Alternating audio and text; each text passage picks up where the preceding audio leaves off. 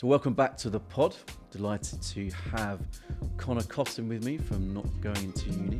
And we are talking about what apprentices think about their experience of getting into the world of work, entering the world of work, and the biggest frustrations they have when dealing with recruiters. So let's get on with the chat. Conor, how you doing? Good. Thank you for having me. How are you? Yeah, good, man. Welcome back. I think you were last time you were on the pod was episode 50. Recurring star. Exactly. So thank you. Welcome back. But it's good to have you back again. Yes, I appreciate it. I think in particular, because of what Not Going To Uni does, and because it's so important to understand really what we'll talk about, the audience. Yeah. What does the audience think? If we don't know what the needs and motivations are of the people we're reaching and wanting to turn into employees, and how on earth are you going to have content that sticks in the feed and earns attention? So because you're so plugged into apprentices and people starting out in their career journey, it's great to get some thoughts from you about that. And we've done something a little bit different for this, haven't we? Tell us about that. So we've got our team of ambassadors, our NGTU champions and our NGTU stars, as we call them. And what we've done is we've actually utilised our WhatsApp groups with them to get in contact with them and find out some of their thoughts, because these will be young people that have either just started, so they would have literally just had that recruitment process, or would have had it happen in the last 3 years at the maximum. So they're really in touch with the issues and also the good that they went through as well. This is kind of raw and uncut, thoughts. They didn't hold anything back. They were some of them were quite scathing, actually. Yeah. They were straight to the point, but that's important, right? Yeah. That's the most important thing you can do. Okay, so let's dive straight into WhatsApp then. Absolutely. So one of the first questions we asked was around the biggest fears getting into the world of work. Okay. So our first ambassador to come back was Amy, and Amy gave us 3 key points that are actually recurring themes throughout all of our ambassador community. Okay. The first one was around not being taken seriously, and for the main 2 reasons being was age. Okay. Which, when you consider we're talking about apprentices in a lot of these cases, where you'd expect them often to be post 16 or post 18, is shocking when you think about it. That young people are actually worried about that, considering apprenticeship schemes are designed for them. 100%. But it shows that there's more employers probably need to do to encourage young people and say, actually, these schemes are designed for you and designed to support you. Yeah. And there was also what she said, a big worry about not being taken seriously because she's female. Okay. And this is a theme that we've actually had amongst quite a lot of the female ambassadors when they've come back to us and said, actually, I'm worried based on what I've seen in the industry that being a female is going to be a hindrance. Let's take a look at what someone's particularly said about that then. So we've had a couple of key ones around not being taken seriously if you're a female. So one of them is, what if I'm treated differently? Okay. Because I'm a female. How do I know I'm going to be able to compete in a male-dominated industry if I'm not a male? And how do I feel like I'm going to be given respect by my peers as well, more importantly? So these are common themes, and there's 4 or 5 different female ambassadors who have said this, all going around that same theme of, if I'm a female, am I actually going to be behind my male peers going into the same roles at the same times? Yeah. What's your view on what companies can do to address that? Because some people might be going, oh, well, that's a surprise. That's not the case with us at all. Yeah. But there's still that perception of that. So what do you think employers should do to address that? Well, a lot of those answers are driven behind male-dominated industries, and they reference, if I want to go into a male-dominated industry. So there's an easy win there almost, of those male-dominated industries sharing the female success stories from within. Because what from the outside might seem like a male-dominated industry, and look, the stats will probably show you there are industries where it's 70%, 80% male. Yeah. But let's say it is 80% male, but the 20% female, you need to show those stories, and you need to showcase that actually there are females here thriving. We did a really interesting podcast interview with Siemens not that long ago, and there was a really nice answer. It was mega authentic. The cameras weren't meant to be on. Right. And she just turned around to Imi, our creative director, and said, actually, I thought about it. I know what the best thing is. This is a really male-dominated company, and I'm the only female in my course, but I feel so well loved. Yeah, lovely. And the cameras weren't meant to be recording, but we clipped it because we were like, that was so authentic. Yeah, lovely. She said it basically what I just said with a few ums and ahs in there, but we used it because it was just so nice. It was raw. It was straight off the cuff.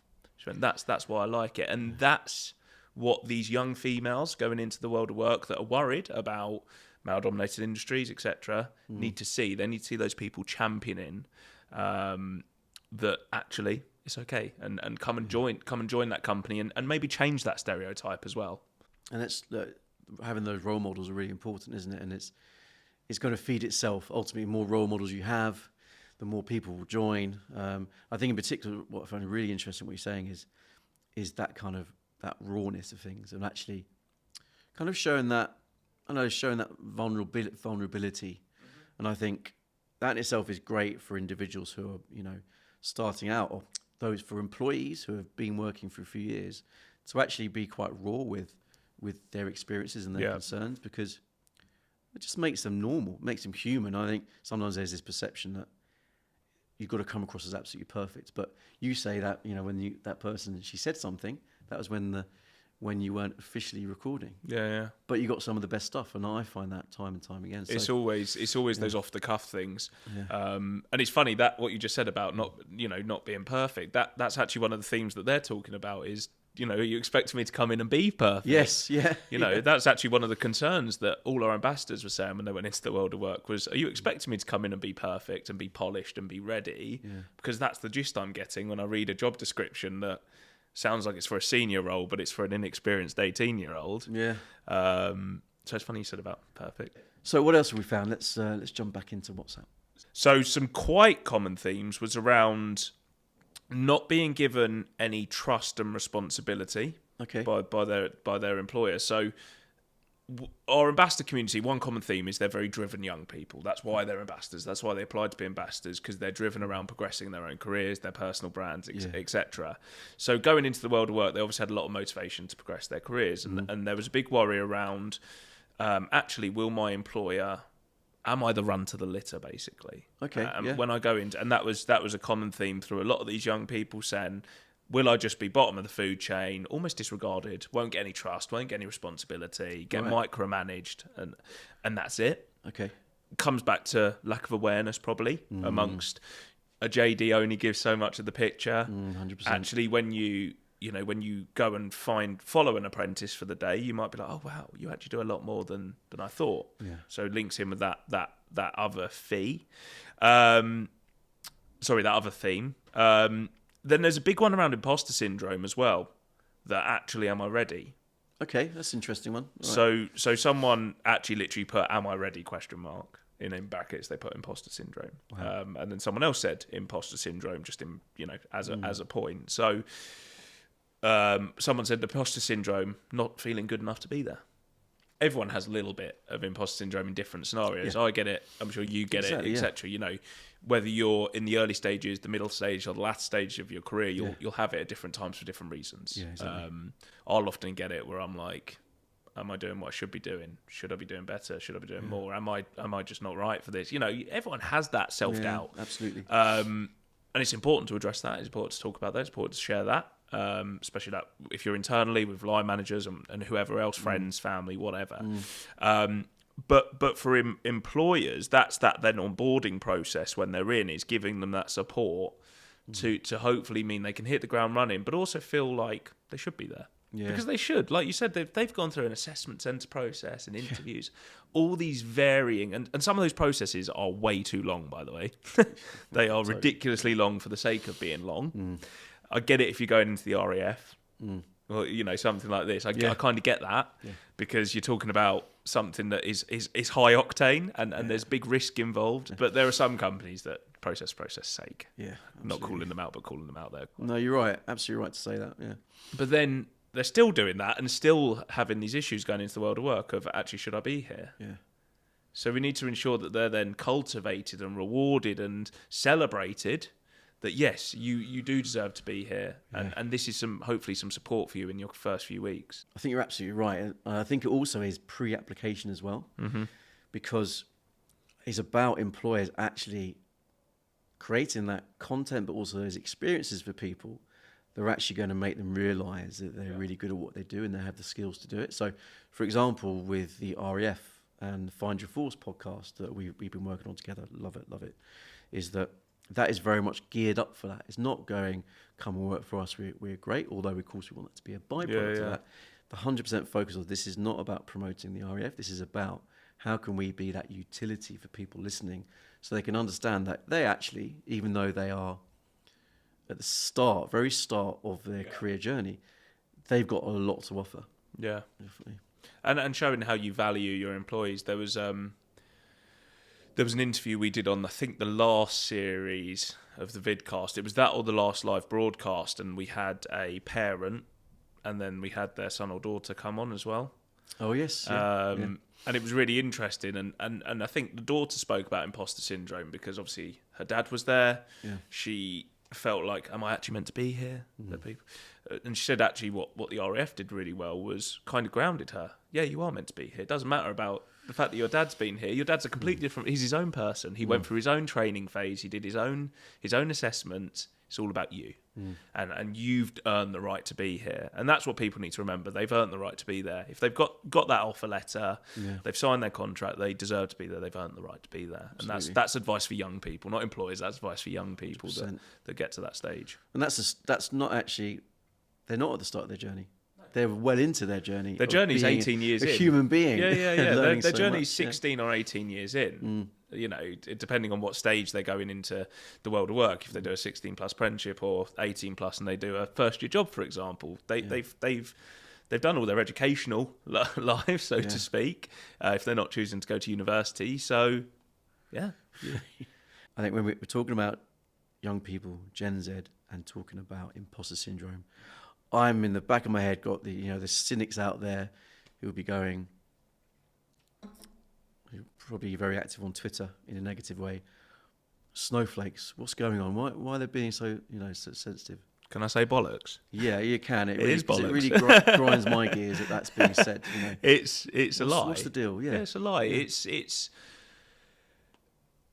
I don't know why it's become trendy to say it. Yeah. It's almost become trendy for people to say it, and I'm saying this as I'm 24, so I'm in that bracket. So am I a snowflake? Yeah, no, not at all. No, exactly. So and I've got friends that are younger than me. I've got ambassadors, and I look at them, and they're not snowflakes. Not at all. No. They're look. The world has changed. I had this conversation with someone who was a sales director at a massive media agency years ago, and he said back then talking about mental health, talking about your well-being at work he was like, if you did it, you were seen as a snowflake. You were shunned to the side. You were weak. You were.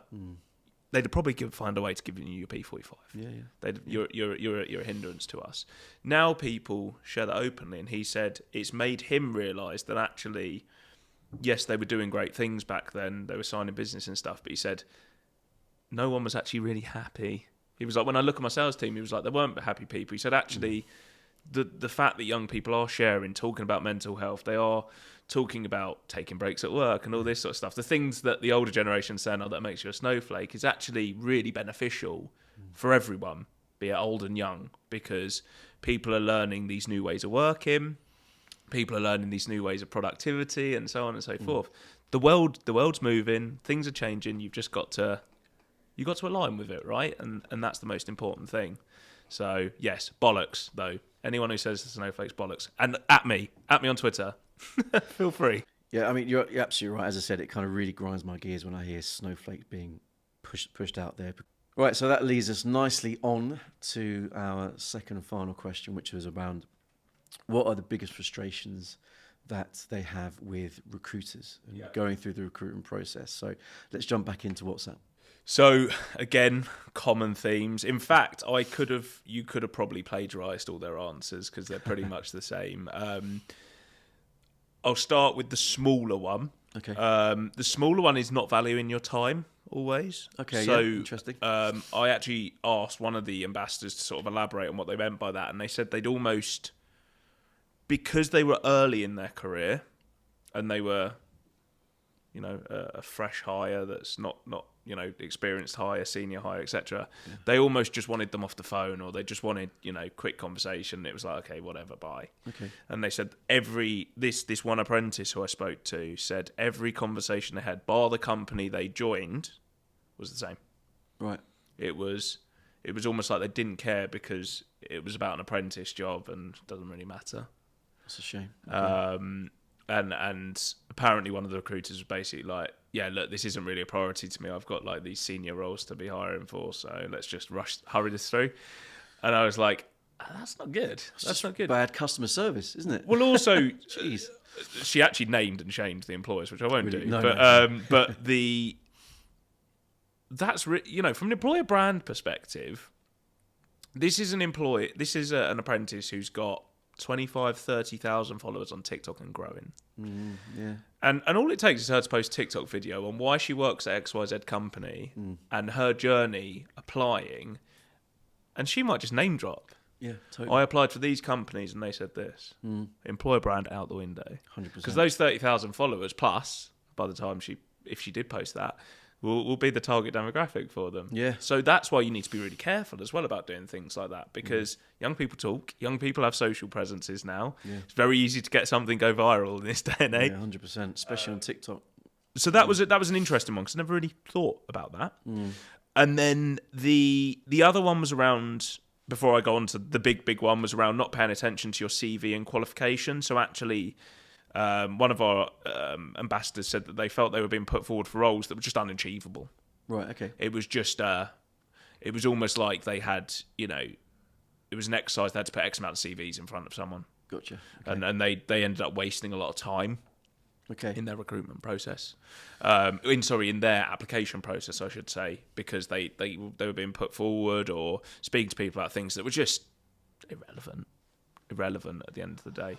It's interesting you say that because I've seen it a lot over the years, and from the candidate management side of things, and there's this thing about kind of organisations, teams, recruitment teams going, we need X number of candidates to then funnel through the pipeline, to then get X number of interviews, to get X number of assessments centres, and X number of final interviews. Yeah. So I'm not surprised about that. You know? So in a way, it's this danger of just treating, and this is applicable for any candidates, treating candidates just as numbers. Shifting them through, which if that results in bad customer care, like you've shown, very detrimental. Yeah, and it can have a knock-on effect, and will also potentially ruin their confidence because they end up thinking, oh, bloody hell, I've spoke to all these people and still not found a role, and you know, the market's competitive as it is, and it's just not going to do them as an individual much good either. Definitely.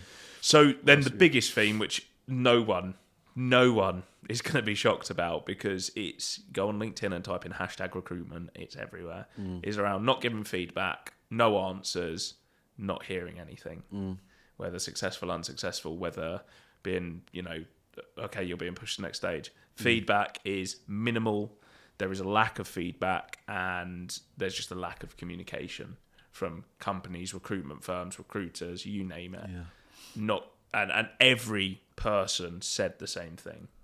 Every person said, for the roles I applied for, that was the biggest issue.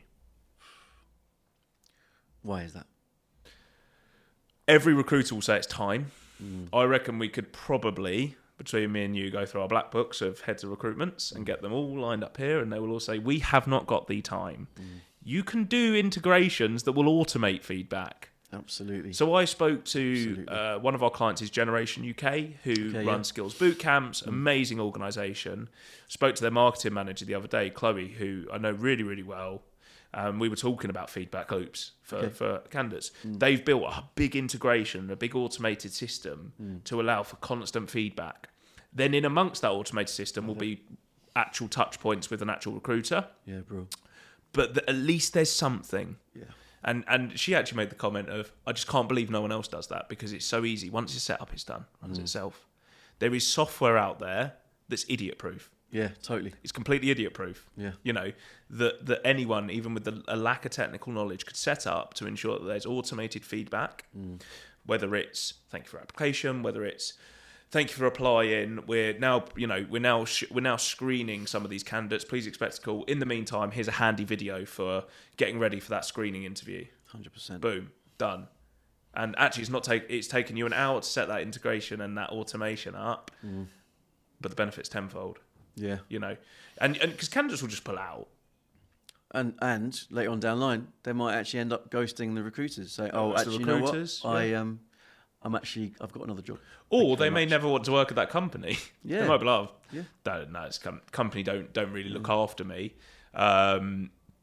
So fine. We'll just. I mean, Generation. Chloe won't mind me saying this. That the reason they're building that is it came from.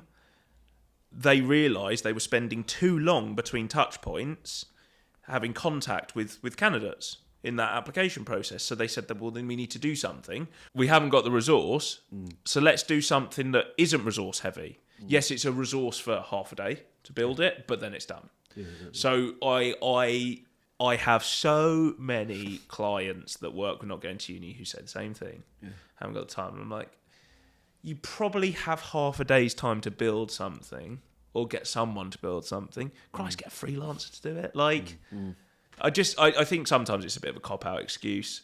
Or you'll get the arrogant employers. Well, we're XYZ. We're one of the biggest employers. We don't need. Doesn't matter.